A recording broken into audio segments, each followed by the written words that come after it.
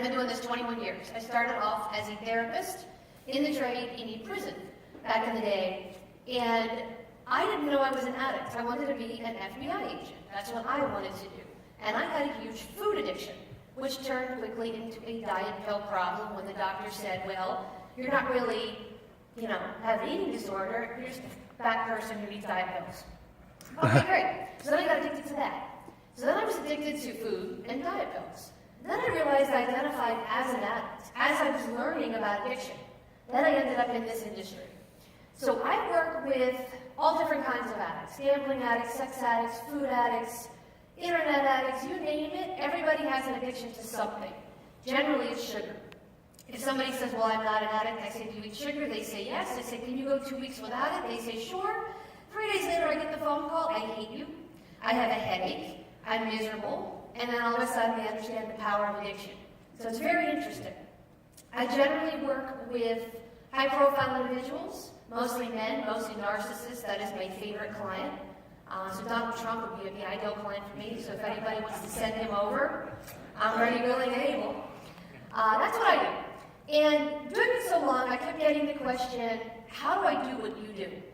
So I started a school called the Addictions Academy, and we offer 37 classes. Everything from counseling to intervention, case management, relapse prevention. We have the IMAC, which is the International Master's Addictions Coach, family coaching, recovery coaching 1 and 2, recovery coaching supervisor. So if anybody wants to learn something different, we have it.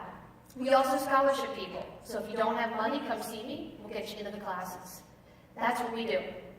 Go ahead, Jordan. So that's me. I've been all over CNN, CNBC, Dr. Drew, talk about pretty much everything, addiction.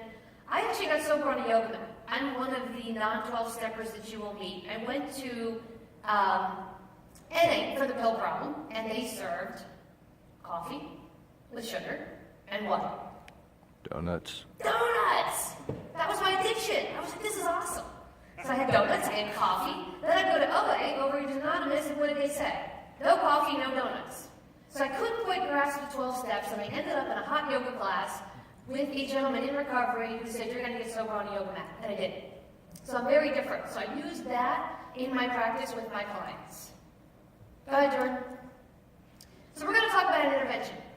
And we're going to talk about an intervention for a reason. A lot of you come in contact with addicts who you know need help but don't know what to say. You don't know what to do. And you kind of fumble around with, well, here's a business card to somebody, just call this number. How many of you have run into that? Okay? How many of you have used a true professional interventionist? Anybody? Okay? This is about intervention. This is about addressing the issue and getting someone help besides not knowing what to do. Go ahead, Jordan. So simply put, it's dependence on something. Drugs, alcohol, gambling, sex, caffeine, anything. There are people who are addicted to other people. They can't exist without their loved one or their stuffed teddy bear or Fluffy the cat. And it's an inability to stop on your own. Usually by the time I get the client, they've been arrested, they've crashed the car, they have a DUI, something bad has happened. Go ahead, Jordan. So what causes addiction? This is the debate that my colleagues and I are always in.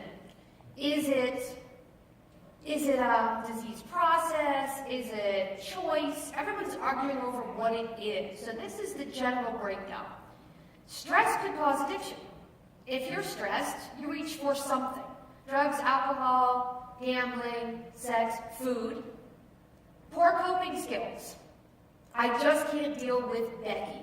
How many of you have crazy town at Christmas time? This is why I live 1,700 miles from my family. I don't go home for Christmas because it is crazy town, right? So people that go home for Christmas or go home for holiday have to deal with Aunt Edna, right? Or drunk Uncle Bob. They don't want to deal with that. The other one is hereditary. So it runs in the family.